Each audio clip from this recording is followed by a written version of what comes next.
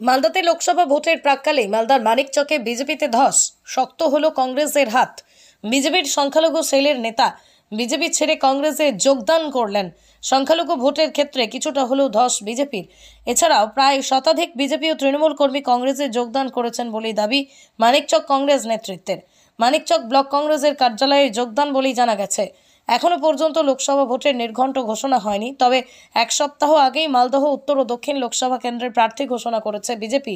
রবিবার ব্রিগেডের জনসভা থেকে পশ্চিমবঙ্গের 42টি আসনে প্রার্থী ঘোষণা করেছে তৃণমূল। দক্ষিণ মালদহ লোকসভা আসনের কংগ্রেসের সম্ভাব্য প্রার্থী হিসেবে ঈশা খান চৌধুরীর নাম লোকমুখে শোনা যাচ্ছে।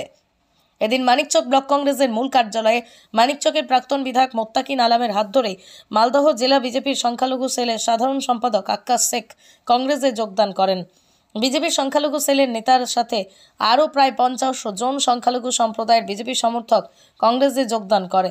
মানিকচকের বিভিন্ন এলাকা থেকে প্রায় 60 জন তৃণমূল কর্মী কংগ্রেসে যোগদান করে এই সভায়।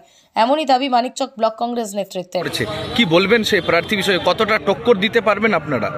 দেখুন, আমি দেখছিলাম, সেটা আমি এক্ষুনি বললাম যে টিএমসির পার্টির পক্ষ থেকে যে তালিকা প্রকাশ করা হয়েছে, আমাদের উত্তর মালদা এবং দক্ষিণ মালদার ক্ষেত্রে হেভিওয়েট নেতা আছে।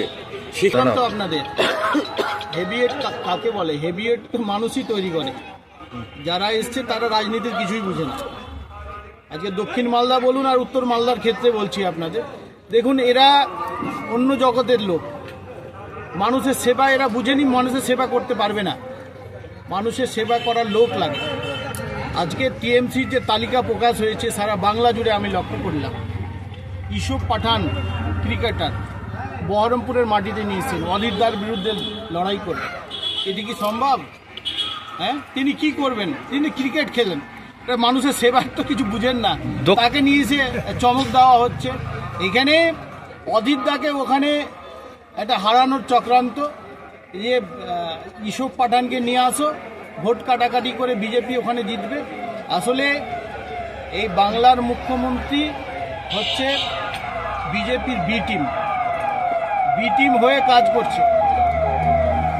এরা বিজেপির সঙ্গে একটা গট আপ করছে যে বাংলার কংগ্রেসটাকে শেষ করা যায় কিভাবে, সেটা এই চক্রান্ত করছে। কিন্তু বাংলার মানুষ আর ওই ভুল করবে না। দাদা, দক্ষিণ মালদার ক্ষেত্রে তো মালদারই প্রার্থী তৃণমূলের।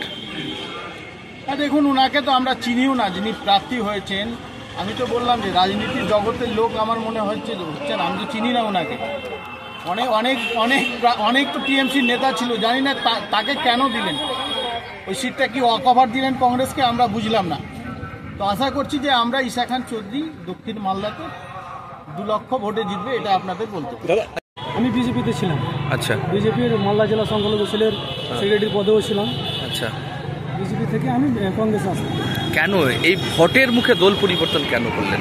দেখেন, ব্যাপারটা হচ্ছে যে আমাদের মানিকচকের বিজেপির বড় নেতা গৌরচন্দ্র মণ্ডল, উনি মানিকচকের যে সাংগঠনিকটা ছিল সেটাকে ভূমিসাৎ তৈরি করেছিল। মানিকচকের ও হচ্ছে অনলি ওয়ান, ও যেটাই ফাইনাল করবে সেটাই।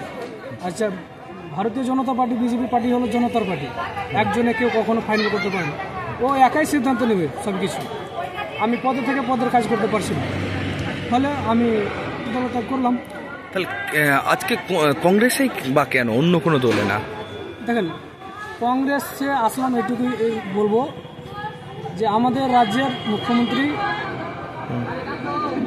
যেভাবে হয়তো পরিচালনা করছেন দলটাকে, বা যেগুলো নীতিভাবে চালাচ্ছেন, সেটা আমার পছন্দ না। কারণ আমরা গণতান্ত্রিক দেশের বাসিন্দা, গণতান্ত্রিক দেশে বসবাস করি, আমরা গণতন্ত্রকে মেনে চলি। আর আমাদের রাজ্যের মুখ্যমন্ত্রী এবং কেন্দ্র সরকারের যে প্রধানমন্ত্রী, আমাদের কেন্দ্রের যে প্রধানমন্ত্রী, এনারা শুধু দ্বন্দ্ব বাঁধাচ্ছে, জাতিগত ভেদ তৈরি করছে। আমরা সেই জাতিগত ভেদের মধ্যে নয়। আমরা পশ্চিমবাংলার মাটি, বাংলার মাটি, শান্তির মাটি। আমরা এই কবি কাজী নজরুল ইসলামের এটা হচ্ছে জন্মভূমি। কাজী নজরুল ইসলাম বলে গেছেন, মোরা এক বৃন্তে 2টি কুসুম হিন্দু মুসলমান, মুসলিম তার নয়নমণি, হিন্দু তাহার প্রাণ। আমরা হিন্দু মুসলিম উভয় মিলে আমরা এখানে বসবাস করছি, উভয়ের সঙ্গে ভালোবাসা সবার আছে। ফলে আমরা এই পশ্চিমবঙ্গে দাঙ্গা বাঁধাতে চাই না। তৃণমূল দাঙ্গা বাঁধায়, বিজেপিও দাঙ্গা বাঁধায়। ফলে কংগ্রেস হলো শান্ত। আপনার নেতৃত্বে কতজন যোগদান করলো? আমার নেতৃত্বে প্রায় 100-র আপিস। আচ্ছা, আপনার নাম বলবেন? আমার নাম আকাশ সিং।